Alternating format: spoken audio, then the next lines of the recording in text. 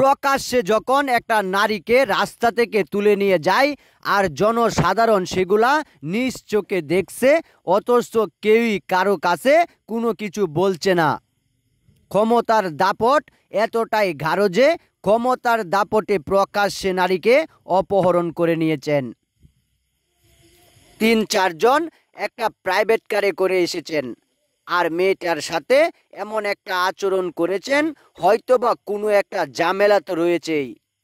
আর এই ঝামেলার কারণেই মূলত এখন তাকে অপহরণ হতে হলো। আর এসব ঘটনা এখন আমাদের সামনেও বাসে। রাস্তাঘাট কিংবা প্রকাশ্যে যখন এমন ঘটনা ঘটায় দুর্বৃত্তরা, তখন সেটাকে মোকাবেলা করার প্রয়োজন ছিল। কিন্তু বিষয়টা শহরে হলে মানা যেত, আর বিষয়টা এখন গ্রামে গঞ্জে, যেখানে সহজ সরল মানুষের সামনে থেকে এমন উগ্র প্রকৃতির লোক এসে প্রাইভেট কারে করে একজনকে অপহরণ করেছেন।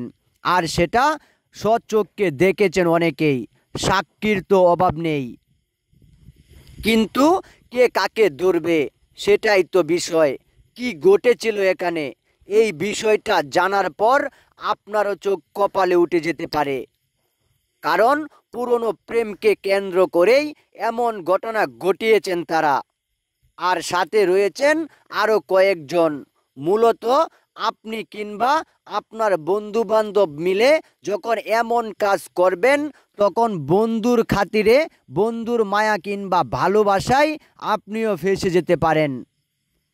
তাই বন্ধু বান্ধবের সাথে চলবেন ঠিক, তবে সেই বন্ধু আপনাকে কোন দিকে নিয়ে যাচ্ছে সেই বিষয়টাও দেখার।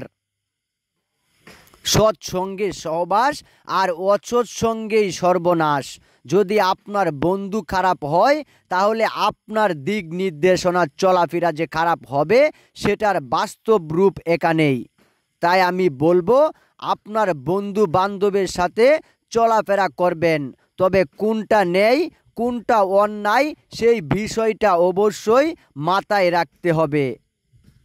আর এই বিষয়টা মাথায় রাখলেই আপনি হতে পারেন সমাজের সবথেকে গুরুত্বপূর্ণ ব্যক্তিত্ব। তাই আমি বলবো অবশ্যই সতর্কতা অবলম্বন করে চলবেন, অন্যথায় এমন ঘটনার সাক্ষী আপনিও হয়ে যেতে পারেন। আর বিষয়টা এখন সবার সামনেই। এখন তাদের কি হবে সেই বিষয়টাও মাথায় রাখতে হবে। আপনি যখন বারবার কিংবা এসব কাজে জড়িয়ে পড়েন, তখন ক্ষমতাও আপনাকে কখনো কখনো টিকাতে পারবে না। আপনার শাস্তি আপনাকে পেতেই হবে।